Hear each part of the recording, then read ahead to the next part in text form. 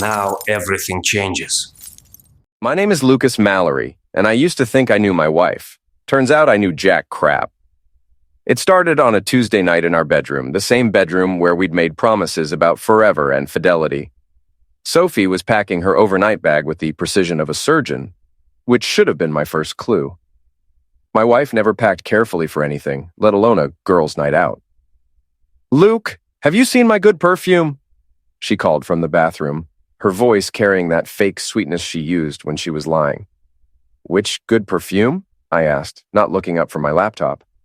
I was reviewing construction schedules for tomorrow's job site, trying to ignore the knot forming in my stomach. The expensive one, the Tom Ford. The Tom Ford she'd bought last month and claimed was just for special occasions. Apparently, girls' nights had become special occasions. I watched her through the reflection in my laptop screen as she emerged from the bathroom. Sophie looked good, too good for a casual evening with Jenny and the other wives from her marketing firm. The black dress hugged her curves in ways that made my chest tight, but not with desire, with suspicion. Her phone buzzed on the nightstand. She lunged for it like it was a live grenade. "Hey, Jenny!" Sophie's voice pitched higher, more animated. "Yeah, I'm almost ready. You know me, always running late." But here's the thing. Sophie was never late. She was the woman who showed up 15 minutes early to everything, armed with color-coded schedules and backup plans. Yet somehow, for these monthly girls' nights, she'd developed a sudden case of chronic tardiness. I pretended to focus on my work while she paced the room, phone pressed to her ear. "Jenny, I really need to know. Does size matter?" Sophie's voice dropped to what she probably thought was a whisper. "I've only experienced 2 sizes in my life. Honestly, I can't say I've ever been truly satisfied." My fingers froze over the keyboard. 2 sizes? We'd been together for 8 years, married for 5. Unless she was having some very interesting conversations about shoe shopping, this wasn't about footwear.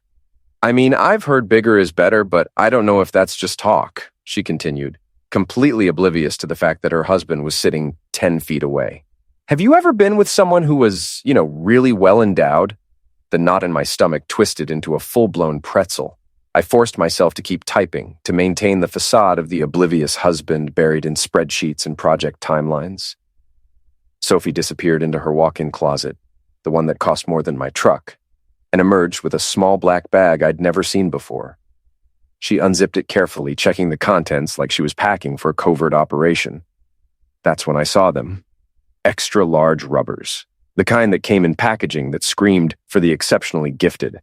The kind that definitely weren't sized for her loving, average-endowed husband. "Okay, Jenny, I'll see you at the hotel bar in 20, Sophie said, ending the call. Hotel bar, not Margarita Mike's, where the wives usually went. Not the wine bar downtown where they did their book club meetings. A hotel bar. Sophie kissed my cheek, a quick, perfunctory peck that felt more like a dismissal than affection. "Don't wait up, honey. You know how we get when we start talking about work drama." "Have fun," I managed, my voice sounding normal despite the fact that my world was crumbling in real time.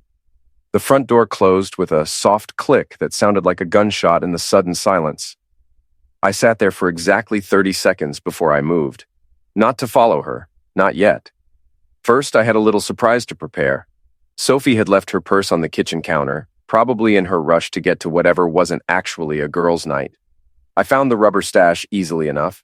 She'd hidden them in a side pocket like a teenager hiding cigarettes from her parents. Now, I'm a project manager by trade. I solve problems for a living, usually involving construction sites, difficult clients, and equipment that breaks down at the worst possible moments.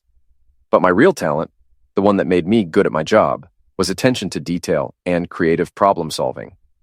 I carefully opened each wrapper with a razor blade, applied a thin layer of superglue to the inside edges, and sealed them back up.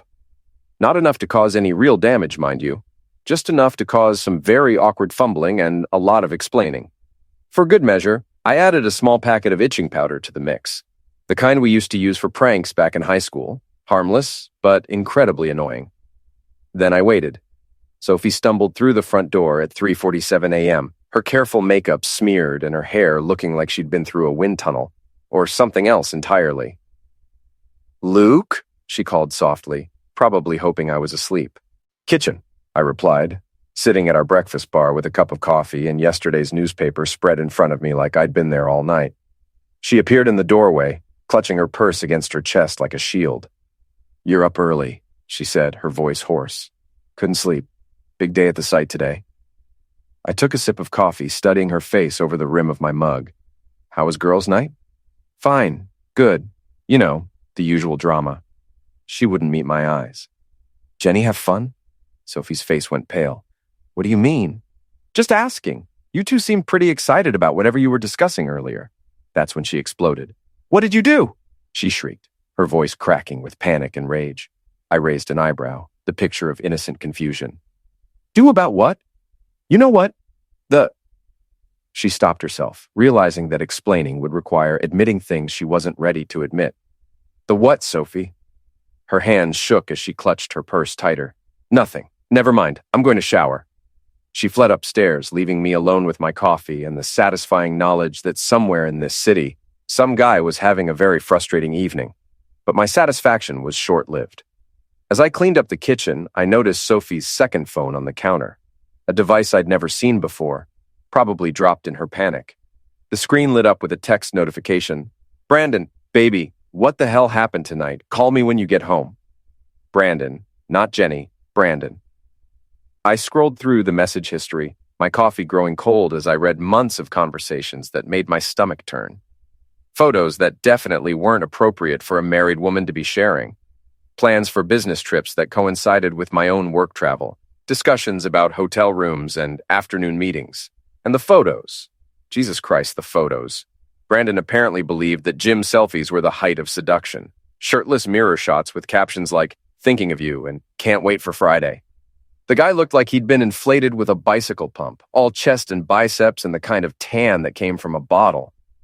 "Wow," I muttered to myself. Who knew Brandon's came in XXL? The shower was still running upstairs when I heard a car pull into our driveway. Through the kitchen window, I watched Sophie's best friend Jessie climb out of her Honda Civic, clutching a coffee cup and wearing the expression of someone preparing for battle. Jessie had been Sophie's maid of honor, her college roommate, her partner in crime for as long as I'd known them. She was also, apparently, her accomplice. I opened the front door before she could knock. "Morning, Jessie." She couldn't look me in the eye. "Hi, Luke. Is Sophie home?" "Upstairs, washing off her girls' night." Jessie flinched. "Look, Luke, I think..." "You think what?" "I think maybe you should talk to someone, a counselor or something. You seem tense." I laughed, a sound with no humor in it. "Tense? That's one word for it." Sophie appeared at the top of the stairs, wrapped in her bathrobe, her wet hair plastered to her head. "Jessie, what are you doing here? I came to check on you, after last night." "We should talk upstairs," Sophie interrupted, shooting me a look that could have melted steel. They disappeared into our bedroom, and I could hear the low murmur of urgent conversation through the walls. I didn't need to eavesdrop to know what they were discussing. Damage control, story coordination, how to handle the husband who was starting to ask uncomfortable questions. That's when I realized this wasn't just about one night, one affair, one Brandon with his gym selfies and protein shake routine. This was bigger. This was a web. And I was the fly who'd finally noticed the spider. My phone buzzed with a text from Mike, my foreman. "Boss, you coming in today? The concrete guys are here early." I looked up at the ceiling, listening to the frantic whispers from my bedroom, and made a decision that would change everything. "On my way," I typed back. "And Mike, clear your evening. We've got some detective work to do." Mike Rodriguez, no, wait, Mike Sullivan, had been my foreman for 3 years and my friend for longer than that. He was the kind of guy who could fix anything with duct tape and determination, who never asked questions when you needed help moving a body, and who always had a cooler full of beer in his truck. More importantly, Mike had an ex-wife who'd cheated on him with half the fire department, so he understood the particular kind of rage that comes with betrayal. I found him at the job site, arguing with a concrete mixer driver about placement specifications. Mike was built like a refrigerator with arms, not tall but solid and reliable. His hard hat was covered in stickers from various construction companies, and his work boots had seen more miles than most people's cars. "Boss," he said, wrapping up his conversation with a gesture that clearly meant get it done or get out. "You look like hell." "Feel worse. Got a minute?" We walked to his trailer, a mobile office that smelled like coffee, cigarettes, and the particular brand of frustration that comes from dealing with subcontractors all day. "Sophie's cheating," I said without preamble. Mike poured 2 cups of coffee from a pot that looked like it hadn't been cleaned since the Clinton administration. You sure? Found her burner phone. Months of messages with some gym rat named Brandon. Photos that would make a sailor blush. Crap. Mike handed me a cup. What's the plan? This was why I liked Mike. No judgment, no lectures about working it out or seeking counseling. Just straight to business. I need to know how deep this goes, who else knows, how long it's been happening, whether there are others. Others? Her friend Jessie showed up this morning looking guilty as hell. This feels bigger than just one affair. Mike nodded slowly. My ex had a whole support network. Her sister, her friends from work, even my own mother knew before I did. They called it protecting her. Exactly. So I need intelligence before I make my next move. What kind of intelligence? I pulled out Sophie's second phone. This has GPS tracking. I want to know where she goes, who she sees, what her patterns are. That's borderline stalking, boss. It's my wife's phone. Found it in my kitchen. Mike considered this. Fair enough. What else? I want to know about Brandon. Where he works, where he lives, what his weaknesses are. Now you're talking my language. Mike grinned. Give me until lunch. I know a guy who knows a guy. While Mike worked his network of contractors, bartenders, and general ne'er-do-wells, I went home to do some reconnaissance of my own. Sophie was gone, probably at work, pretending to be the devoted wife and successful marketing executive. I had the house to myself and 8 years of marriage to re-examine through the lens of betrayal. I started with her laptop. Sophie wasn't particularly tech-savvy, and her password was still our anniversary date. The browser history told a story I wished I hadn't read. Hotel bookings that didn't match her business travel, purchases from Victoria's Secret that I'd never seen her wear, Google searches for things like how to delete text messages permanently and signs your husband is suspicious. Her email was even more illuminating. A trail of correspondence with Brandon going back 6 months, but references to last time and like before that suggested this had been going on much longer. And then I found the group chat. Sophie's Secrets was the name of a message thread between Sophie, Jessie, and 2 other women I recognized from her office, Maya Thompson, and another woman named Rachel. The conversation history was a masterclass in deception and betrayal. Maya, how was your business trip to Chicago? Sophie, amazing. Brandon knows this little hotel downtown. Luke never suspected a thing. Jessie, you're playing with fire. What if he finds out? Sophie, he won't. Luke's too busy with his construction projects to notice anything. Besides, he's gotten so boring. All he talks about is work and home improvement projects. Rachel, just be careful. My sister's friend got caught because she got sloppy with her phone. Sophie, I've got it handled. 2 phones, cash for hotels, and Brandon's discreet. We're fine. The conversation went on for pages. Details about their encounters, complaints about their husbands, advice on covering tracks. It wasn't just an affair, it was a conspiracy. My phone rang. Mike, boss, you're not going to believe this crap. Try me. Brandon Pierce, 28, works in sales for some tech startup downtown. Lives in one of those fancy apartment complexes with the gym and the pool. Drives a BMW that costs more than my house. How'd you find all this? Rita. Rita Kowalski ran Murphy's Pub, a dive bar that attracted everyone from construction workers to white-collar types looking to slum it. She was 50-something, built like a bouncer, and knew more secrets than the CIA. Rita knows Brandon? Knows him. Can't stand him.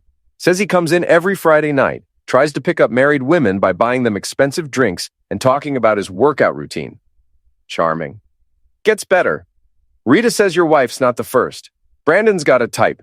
Successful women, married, looking for excitement. He's got a whole system. My grip tightened on the phone. What kind of system? Finds them at hotel bars during business networking events. Starts with compliments about their career, moves to complaints about how their husbands don't appreciate them. Classic playbook. Son of a witch. Rita's got more. She says Brandon's been bragging about his latest conquest. Married to some construction guy. Easy target because blue-collar guys don't understand ambitious women. The rage that hit me was white-hot and immediate. Bad enough that Sophie was cheating. Worse that she was doing it with some carnivore a-hole who saw her as a conquest. But the fact that he was dismissing me as some knuckle-dragging idiot who couldn't hold on to his woman? That was unforgivable. Where does he live? Whoa, boss, what are you thinking? I'm thinking it's time for some reconnaissance. Luke, nothing illegal, Mike. Just want to see what we're dealing with. There was a pause. All right, But I'm coming with you, and we do this smart. That evening, Mike and I sat in his truck outside Brandon's apartment complex, watching the parking garage entrance. The building was all glass and steel, the kind of place that charged extra for amenities like luxury and executive lifestyle. There, Mike said, pointing to a silver BMW pulling into the garage. License plate matches. We watched Brandon emerge from his car. He was exactly what I'd expected. Tall, broad-shouldered, with the kind of artificial tan and perfectly styled hair that screamed, "I spend more on grooming than most people spend on groceries." He wore a suit that probably cost more than I made in a week, and he carried himself with the confidence of someone who'd never been punched in the face. "Looks like a Ken doll," Mike observed. "Ken doll, with my wife's phone number." We followed at a distance as Brandon walked to the building's entrance, stopping to chat with the doorman like they were old friends. Everything about him screamed privilege and entitlement. "So, what's the plan?" Mike asked. I was still formulating that when my phone buzzed with a text from Sophie. "Working late tonight, don't wait dinner." "Working late. Right. Change of plans," I said. "We're going to follow her." The GPS tracker on Sophie's phone led us to the Marriott downtown, the same hotel where she'd apparently been conducting her business meetings with Brandon. Mike parked across the street, and we watched the entrance. "This feels wrong," Mike said.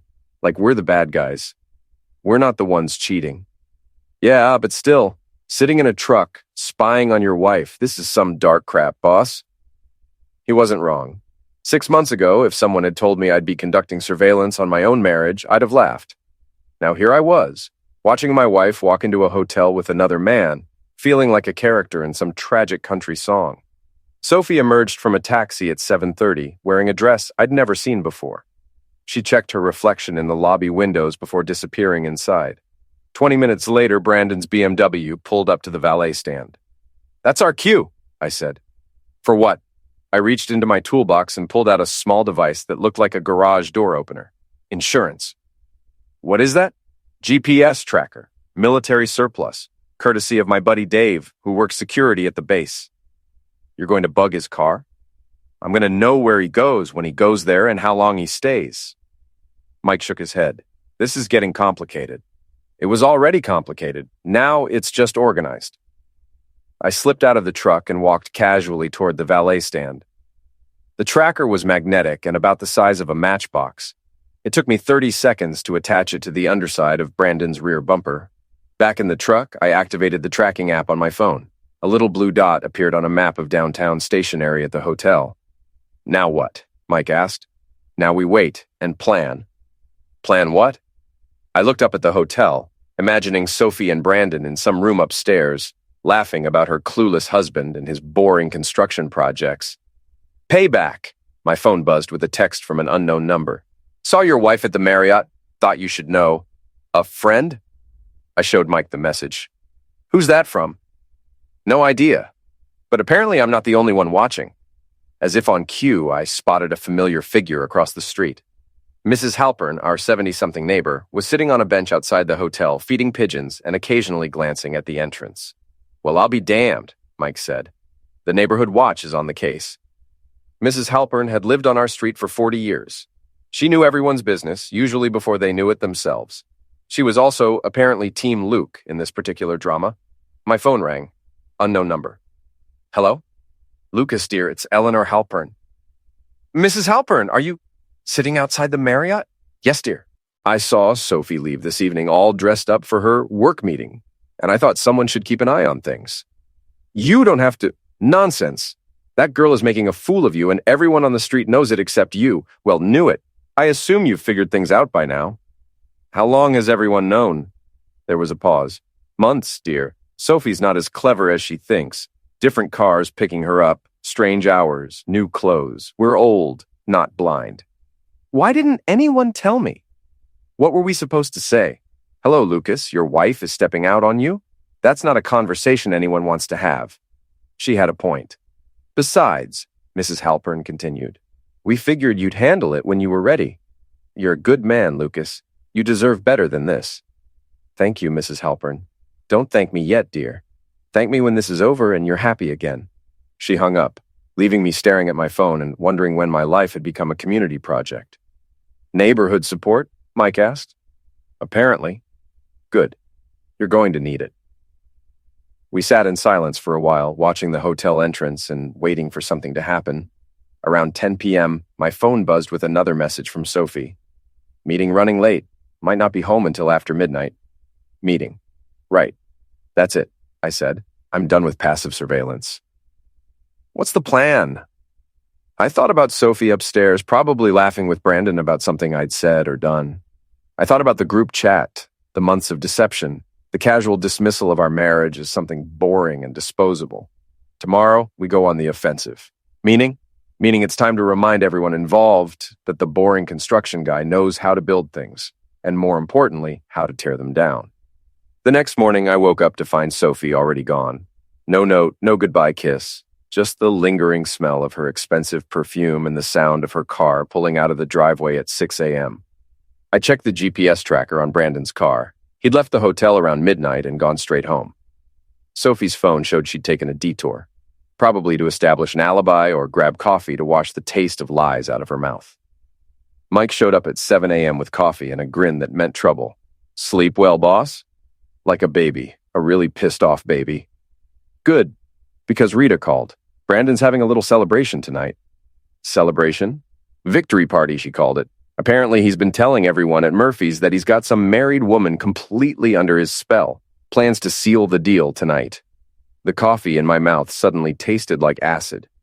Seal the deal? Rita thinks he's planning to ask Sophie to leave you. I set down my cup carefully, fighting the urge to throw it against the wall. Is that so? Gets better. He's invited his buddies to meet his conquest tonight, some kind of show-and-tell situation. He's going to parade my wife around like a trophy? That's the plan. I stood up, pacing the kitchen like a caged animal. Where? Private dining room at the Marriott, 8 o'clock. Perfect. Perfect, boss. You're not thinking... I'm thinking it's time to RSVP to this party. Mike followed me to the garage, where I kept my tools, and more importantly, my supplies for creative problem solving. What are you looking for? I emerged with a toolbox, a coil of rope, and a can of spray paint. Insurance. Luke, whatever you're planning, nothing illegal, nothing violent, just a little reminder that actions have consequences. My phone buzzed with a text from Sophie. Girls' night again tonight, don't wait up. Girls' night? The lies were getting lazy. Change of plans, I said. We're going to pay Brandon a visit first. Brandon's apartment complex had the kind of security that was more for show than actual protection. The parking garage required a key card, but the pedestrian entrance was propped open by residents who couldn't be bothered with the buzzer system.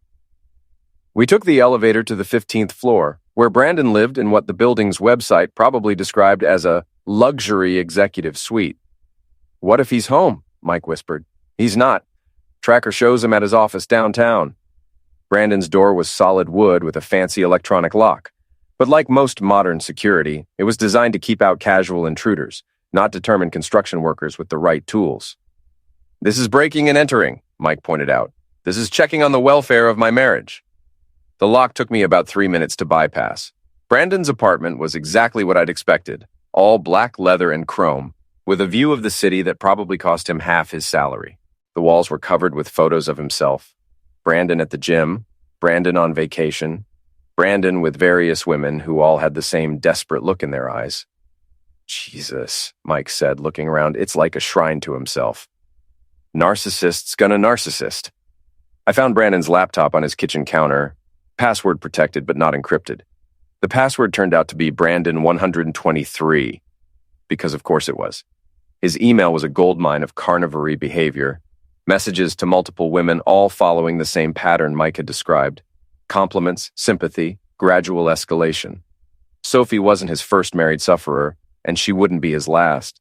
But the real prize was his photo collection. Hundreds of pictures of his conquests, including several of Sophie that made my stomach turn. But more interesting were the screenshots of their conversations, which Brandon had apparently been saving as trophies. Look at this, I said, showing Mike the screen. He's been documenting everything, every message, every meeting, every intimate detail, like he's collecting baseball cards. Why would he keep evidence? Because he's an arrogant a-hole who thinks he's untouchable. I copied everything to a flash drive, then did a quick search of the apartment. Brandon's bedroom was a monument to vanity. Mirrors on the ceiling, a bed the size of a small aircraft carrier, and a walk-in closet full of expensive suits and gym clothes. In his nightstand, I found something interesting. Business cards for a private investigator and a divorce attorney. Mike, look at this. Holy crap, he's done this before. More than that, he's got a system. Seduce married women, document everything, then either blackmail them or help them divorce their husbands. That's seriously screwed up. That's seriously illegal. I pocketed the business cards and continued searching. In Brandon's home office, I found files on 3 other women, including financial records and personal information that he had no business having.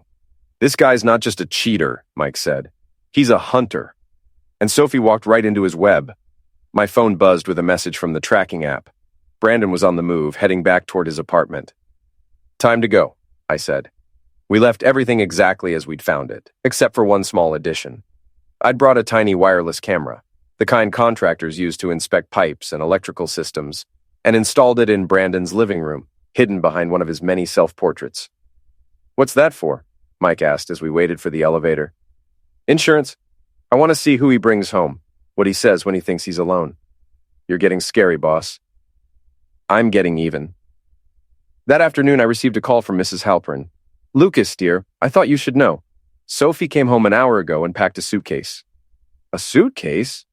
Overnight bag, looked like. She seemed very excited about something. Thank you, Mrs. Halpern.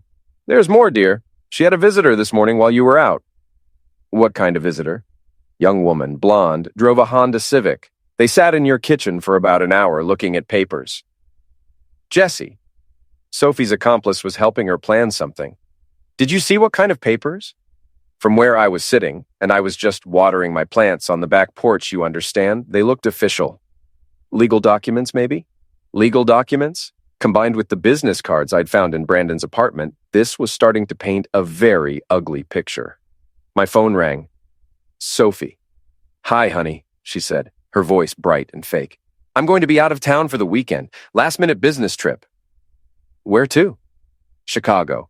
Big client presentation. I'll be back Sunday night. Which hotel? There was a pause. The usual one. You know, the Marriott downtown? The Marriott downtown in Chicago, or the Marriott downtown here where she'd been meeting Brandon? I was betting on the latter. Have a safe trip, I said. Thanks, honey. Love you. Love you.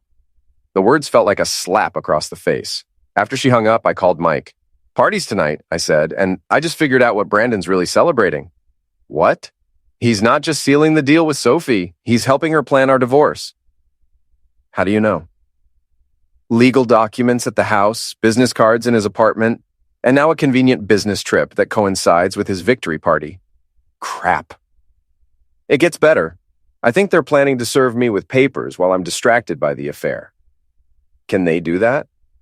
If Sophie's been documenting our marriage as abusive or neglectful, if she's been hiding assets, if Brandon's private investigator has been building a case against me, yeah, they can do that. So what's the plan? I looked at the flash drive containing Brandon's files, thought about the camera I'd installed in his apartment, and considered the nuclear option that had been forming in my mind all day. We're going to crash their party. Luke, not to fight, not to make a scene, just to deliver a message. What kind of message? The kind that reminds everyone involved that the boring construction guy knows how to play hardball. That evening, Mike and I sat in his truck outside the Marriott, watching the parking garage. Brandon's BMW was already there, along with 2 other expensive cars that probably belonged to his friends. You sure about this? Mike asked. Too late for second thoughts now. At 8:15, I walked into the hotel lobby wearing my best suit and carrying a manila envelope. The private dining room was on the 2nd floor, and I could hear laughter and conversation through the door. I knocked. Come in, Brandon's voice called. I opened the door to find exactly what I'd expected. Brandon holding court at the head of a table, with Sophie beside him looking radiant and guilty. 3 other men sat around the table, all with the same entitled smirk as their host.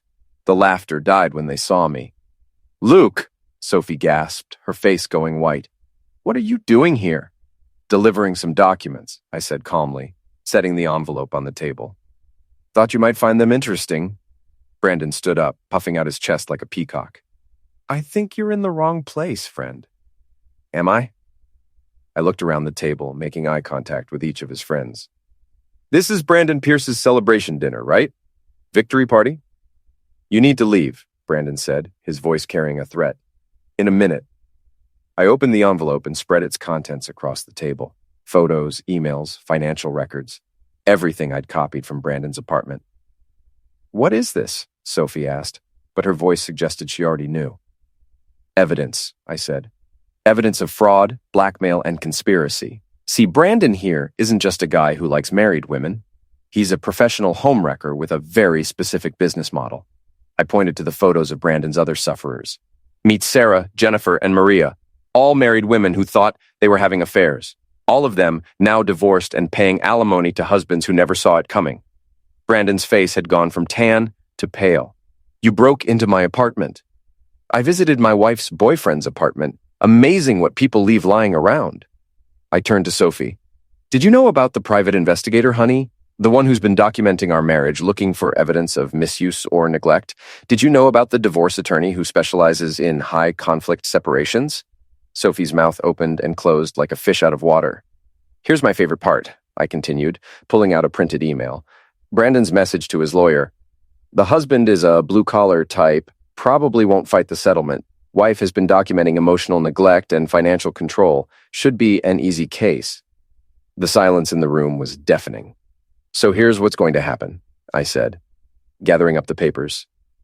Sophie, you're going to come home with me right now, and we're going to have a conversation about our marriage. Brandon, you're going to delete every photo, every message, and every file related to my wife.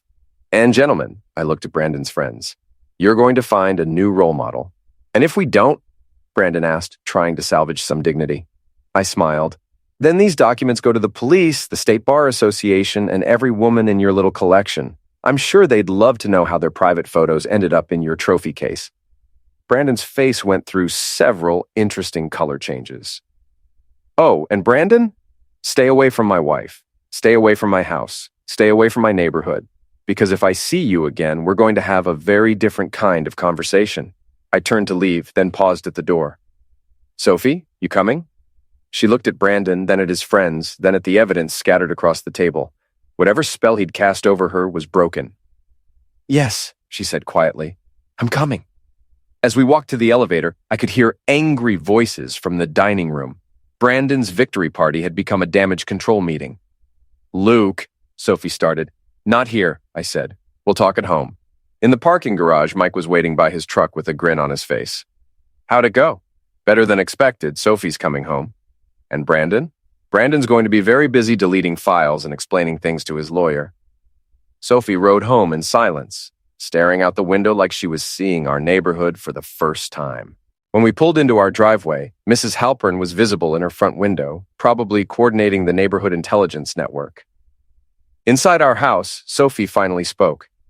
How long have you known about the affair? A few days? About Brandon's business model? Since this afternoon? She sat down at our kitchen table, the same table where she'd planned her deception with Jesse just days before. I didn't know about the other women. But you knew about the private investigator. She nodded, tears starting to fall. Brandon said it was just to protect me, in case you tried to fight the divorce. What divorce, Sophie? When did you decide our marriage was over? I don't know. It happened gradually. You were always working, always tired. Brandon made me feel special, important. So you decided to destroy our life together instead of talking to me about it. I was going to tell you, after you'd stolen half our assets and painted me as an abusive husband, she flinched. It wasn't supposed to be like that. What was it supposed to be like? Clean, simple. We'd grown apart, wanted different things. No one's fault. I laughed, but there was no humor in it. Except it was someone's fault. It was your fault for cheating, and Brandon's fault for manipulating you into it. What happens now? She asked. I looked at my wife, really looked at her for the first time in months. She was still beautiful, still the woman I'd fallen in love with 8 years ago. But she was also a stranger who'd been planning to destroy me. Now you decide what you want, Sophie. Do you want to save our marriage? Do you want to work through this, go to counseling, figure out how to trust each other again? Do you? I considered the question. Did I want to save a marriage with someone who'd been documenting our conversations for a divorce attorney?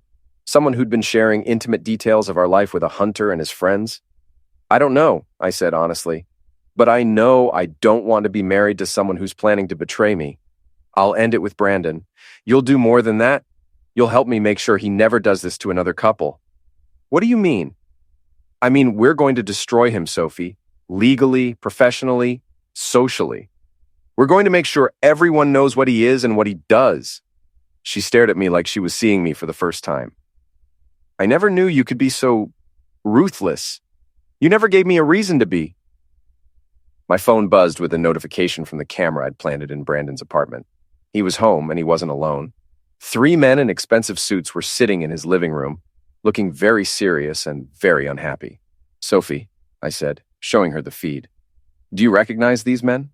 She leaned in to look at the screen. That's his lawyer. I don't know the other two. I do. Private investigators. Brandon's calling in his team. For what? Damage control. He's going to try to discredit everything I showed you tonight. Can he do that? I smiled, and for the first time in days, it was genuine. He can try, but he's about to learn something important about construction workers. What's that? We're really good at tearing things down. The next morning, I woke up to find Sophie making breakfast. Real breakfast. Eggs, bacon, toast. Not her usual grab-and-go routine. She was still in her bathrobe, her hair messy, looking more like the woman I'd married than the stranger she'd become. Peace offering? I asked, accepting a cup of coffee. Apology offering, and maybe a bribe. For what? For you not to destroy my life along with Brandon's. I studied her face. The tears from last night were gone, replaced by something that looked like determination.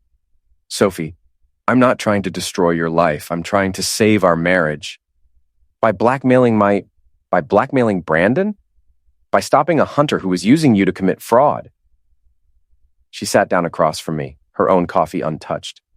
Luke, I need you to know something. Last night, when you showed me those files, those other women, I had no idea. But you knew about the divorce planning. Brandon said it was normal, that all divorces require documentation, that I needed to protect myself financially. From what? From you hiding assets, claiming I was an unfit wife, trying to leave me with nothing. I set down my fork. Sophie, in 8 years of marriage, have I ever given you any reason to think I'd do something like that? She was quiet for a long moment. No. Then why did you believe him? Because I wanted to. Because it made what I was doing feel justified instead of just wrong. It was the first honest thing she'd said in months. My phone buzzed with a text from Mike. Boss, you need to see this. Rita's got news. I have to go, I said, standing up. Luke, wait. What are we doing? About us, I mean. I looked at her sitting at our kitchen table in her bathrobe, looking vulnerable and guilty and, maybe for the first time, genuinely sorry. I don't know yet, but Sophie, no more lies, no more secrets. If we're going to figure this out, it has to be honest. What about Brandon? Brandon's not your problem anymore. He's mine. I met Mike at Murphy's Pub, where Rita was wiping down glasses with the efficiency of someone who'd been doing it for 30 years. The morning crowd was mostly construction workers and retirees, people who minded their own business and paid in cash. Boys, Rita said, not looking up from her work. Heard you had an interesting evening. News travels fast, I said. Faster when it's good news. Brandon came in here around midnight, drunk as a skunk and madder than a wet cat. What did he say? A lot of things he probably shouldn't have.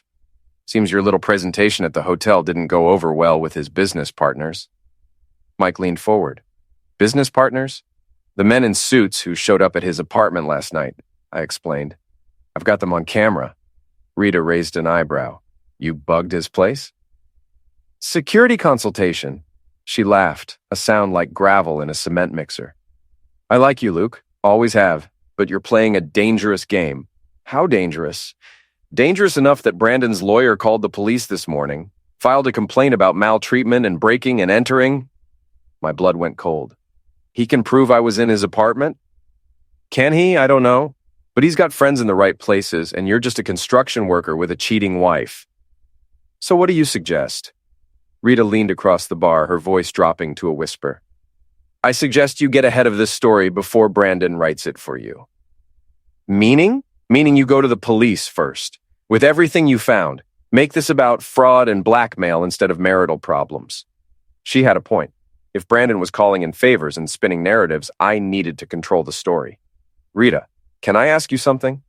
Shoot? How many other women has Brandon done this to? Her expression darkened. In the 2 years I've known him, at least 6 that I'm aware of, probably more. What happened to them? Messy divorces, lost custody of their kids in a couple cases. One woman had to declare bankruptcy because her ex-husband cleaned out their accounts while she was distracted by the affair. Jesus. Brandon's got a system, Luke. He finds vulnerable women, isolates them from their support systems, then helps their husbands destroy them in divorce court. It's sick, but it's profitable. For who? Brandon gets paid by the divorce attorney. The private investigator gets paid for surveillance. The lawyer gets paid for representing the husband. It's a whole network. Mike shook his head. That's seriously screwed up. It's also seriously illegal, Rita said, which is why you need to be smart about this. My phone buzzed with a notification from Brandon's apartment camera. He was on the phone, pacing his living room like a caged animal. I need to go, I said. Where? Police station. Time to get ahead of this story. Detective Roy Martinez was exactly what you'd expect from a 20-year veteran of the force, tired, skeptical, and completely unimpressed by civilian drama. His office smelled like coffee and disappointment, and his desk was covered with case files that probably represented more human misery than I wanted to think about. Mr. Mallory, he said, not looking up from his paperwork. I understand you want to file a complaint. Several complaints, actually. That got his attention. Such as? I spread Brandon's files across his desk. Fraud, blackmail, conspiracy, and possibly extortion. Detective Martinez picked up one of the photos. How did you obtain these materials? I found them in my wife's boyfriend's apartment. Found them how? I was invited in to discuss their relationship. It wasn't technically a lie. Brandon had told me to leave, but he hadn't specifically said I wasn't welcome. Martinez studied the documents, his expression growing more serious as he read. Mr. Mallory, these are serious allegations. They're serious crimes. How do I know these documents are authentic? Because I have video of Brandon discussing them with his associates. I showed him the camera feed from the previous night. Brandon, his lawyer, and 2 other men discussing damage control and client protection. Where did you get this video? Security camera. In his apartment. Publicly accessible area. Another technical truth. The living room was visible from the hallway when the door was open. Martinez leaned back in his chair. Mr. Mallory, I'm going to be straight with you. This looks like a domestic dispute that's gotten out of hand. Detective, look at these files. Brandon Pierce has been systematically targeting married women for financial gain. This isn't about my marriage. It's about organized fraud. Can you prove that? I pulled out my phone and showed him the tracking data from Brandon's car. For the past 6 months, Brandon has visited the homes of 3 different married women, always when their husbands were at work, always followed by meetings with his lawyer and private investigator. That's not illegal. It is when he's documenting their conversations without consent and using that information to help their husbands in divorce proceedings. Martinez studied the tracking data, then looked back at the files. These other women, have any of them filed complaints? They don't know they're sufferers. They think they're just having affairs. Like your wife. Like my wife. He was quiet for several minutes, reading through Brandon's emails and financial records. Mr. Mallory, even if everything you're telling me is true, this is going to be difficult to prosecute. Most of what you've shown me exists in a legal gray area. What about the fraud? What fraud specifically? I pointed to Brandon's financial records. He's been paid by divorce attorneys to seduce their clients' wives. That's conspiracy to commit fraud. Can you prove the attorneys knew what he was doing? I can prove they paid him for services rendered, and I can prove those services included seducing married women. Martinez nodded slowly. That's actually interesting. Interesting enough to investigate? Interesting enough to make some phone calls? My phone rang. Sophie. Luke, where are you? Police station. Why? Because there are 2 men in suits at our front door and they're asking about you. What kind of questions? About your work, your finances, your relationship with me. Luke, I think they're private investigators. Don't answer any questions. Don't let them in the house. I'm on my way. I hung up and looked at Detective Martinez. They're already making their move. Who? Brandon's team. They're at my house right now, probably trying to intimidate my wife into changing her story. Martinez stood up. Mr. Mallory, I think you and I need to take a ride. We arrived at my house to find a black sedan in the driveway and two men in expensive suits standing on my front porch. Sophie was visible through the window, looking scared and confused. Gentlemen, Detective Martinez said, approaching the men, can I ask what you're doing here? The taller of the two men flashed a private investigator's license. Routine background check, Detective. Nothing that concerns the police. Everything in my jurisdiction concerns me. What kind of background check? Our client is considering a business relationship with Mr. Mallory. We're just verifying his character references. I stepped forward. What client? The shorter man smiled. I'm afraid that's confidential. Not anymore, Detective Martinez said. I'm conducting an investigation into fraudulent business practices. These gentlemen are going to need to come with me for questioning. On what grounds? On the grounds that they're interfering with a police investigation. It was a bluff, but a good one. The two men exchanged glances, clearly not expecting police involvement. Detective, the tall man said, I think there's been a misunderstanding. I think there has too. The misunderstanding is that you thought you could intimidate witnesses in my town without consequences. 20 minutes later, the black sedan was gone, and Detective Martinez was sitting in my kitchen, drinking Sophie's coffee and taking notes. Mrs. Mallory, he said, I need you to tell me everything about your relationship with Brandon Pierce. Sophie looked at me, then back at the detective. Everything? Everything. When you met, how the relationship developed, what he told you about divorce proceedings, who else was involved? For the next hour, Sophie laid out the entire story. The networking event where she'd met Brandon, his gradual seduction, the introduction to his lawyer and private investigator, the plan to document our marriage for divorce proceedings. Did Mr. Pierce ever mention other women? Martinez asked. He said he'd helped other people through difficult divorces. Did he specify how? Sophie was quiet for a moment. He said some marriages needed to end, and sometimes people needed help seeing that. What did you think he meant? I thought he meant counseling or mediation. But you knew he was sleeping with you while you were married to someone else. Sophie's face flushed. Yes. Did that seem like counseling to you? No, but I wasn't thinking clearly. Detective Martinez closed his notebook. Mrs. Mallory, I'm going to need you to make a formal statement about your relationship with Mr. Pierce and his associates. Am I in trouble? That depends. Are you willing to cooperate with our investigation? Sophie looked at me again. I nodded. Yes, she said. I'll cooperate. After Martinez left, Sophie and I sat in our kitchen in silence. The house felt different somehow, smaller, more fragile, like something that could be broken if we weren't careful. Luke, she said finally, what happens now? Now we wait, and we hope the police can build a case against Brandon and his network. What happens to us? I looked at my wife, really looked at her. She was scared, guilty, and probably wondering if her marriage was over. But she was also here, in our kitchen, asking the right questions. I don't know, I said honestly. But Sophie, for the first time in months, I think we might have a chance to find out. My phone buzzed with a text from Mike. Boss, you need to see the news. I turned on the television to find a local reporter standing outside Brandon's apartment building. Federal agents raided the downtown apartment this morning, seizing computers and financial records in what sources describe as a multi-state fraud investigation. Sophie grabbed my arm. Federal agents? Looks like Detective Martinez made those phone calls. On screen, Brandon was being led out of his building in handcuffs, his perfectly styled hair disheveled and his expensive suit wrinkled. He looked nothing like the confident hunter who'd been seducing my wife. Jesus, Sophie whispered. This is really happening. This is really happening. My phone rang. Detective Martinez. Mr. Mallory, I thought you'd want to know. The FBI's been investigating Brandon Pierce and his associates for 18 months. Your evidence was the missing piece they needed.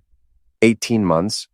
Financial fraud, conspiracy, interstate transportation of stolen goods. Turns out Mr. Pierce and his lawyer friends have been running this scam in 4 different states. What about the women? Sufferers, not criminals, including your wife. I looked at Sophie, who was staring at the television like she couldn't believe what she was seeing. Detective, what happens next? Next, you and your wife try to put your lives back together, and Mr. Pierce spends the next 10 to 15 years thinking about his career choices. After he hung up, Sophie turned to me with tears in her eyes. Luke, I'm so sorry. I had no idea. I know. I could have destroyed us, our marriage, your reputation, everything. But you didn't. Only because you stopped me. I reached across the table and took her hand. Sophie, we both made mistakes. I got so focused on work that I stopped paying attention to our marriage. You got so lonely that you made some terrible decisions. So what do we do now? Now we figure out if we can trust each other again. She squeezed my hand. I want to try. So do I. On television, the reporter was interviewing neighbors from Brandon's building. One woman was crying, talking about how charming and helpful he'd seemed. Another was shaking her head, saying she'd always known something was wrong with him. Luke, Sophie said, there's something else I need to tell you. My stomach clenched. What? Jessie knew about Brandon's business, I mean. She tried to warn me, but I wouldn't listen. Jessie knew he was running a fraud scheme. She knew he'd been involved in other divorces. She said it seemed like too much of a coincidence, but I told her she was being paranoid. Why didn't she tell me? Because I made her promise not to. I said if she interfered, I'd never speak to her again. I thought about Jessie's guilty expression when she'd shown up at our house, the way she couldn't look me in the eye. She was trying to protect you, I said. She was trying to protect our friendship, but you're right. She was trying to protect me too. My phone buzzed with a text from Mrs. Halpern. Saw the news, dear. Well done. Casserole's in your refrigerator. I showed Sophie the message. She's been watching out for us, Sophie said. The whole neighborhood has been watching out for us. And I almost threw it all away. But you didn't. On television, the reporter was wrapping up her story. Pierce and his associates are expected to face federal charges in what prosecutors are calling one of the most sophisticated marriage fraud schemes they've ever encountered. I turned off the TV and looked at my wife. Sophie, I need to ask you something, and I need you to be completely honest. Okay. Do you love me? She was quiet for a long moment, and I could see her really thinking about the question. Yes, she said finally. I do love you.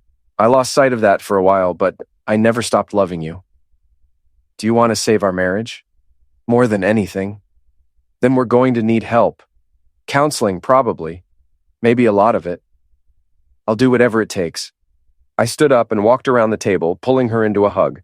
She felt familiar and strange at the same time, like coming home to a house that had been redecorated while you were away. Luke, she said into my shoulder, I promise I'll never lie to you again. And I promise I'll never stop paying attention to us again. We stood there in our kitchen, holding each other and watching the afternoon light stream through the windows. Outside, I could see Mrs. Halpern watering her garden and keeping an eye on our house. Mike's truck was pulling into the driveway, probably bringing beer and moral support. My phone buzzed one more time. A text from an unknown number. Thank you for stopping him. Sarah. One of Brandon's other sufferers, probably watching the news and realizing she wasn't alone.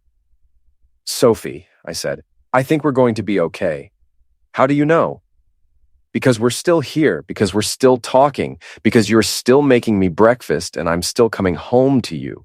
She pulled back to look at me. It's going to take time. We've got time. It's going to be hard work. I'm good at hard work, she smiled, really smiled, for the first time in months.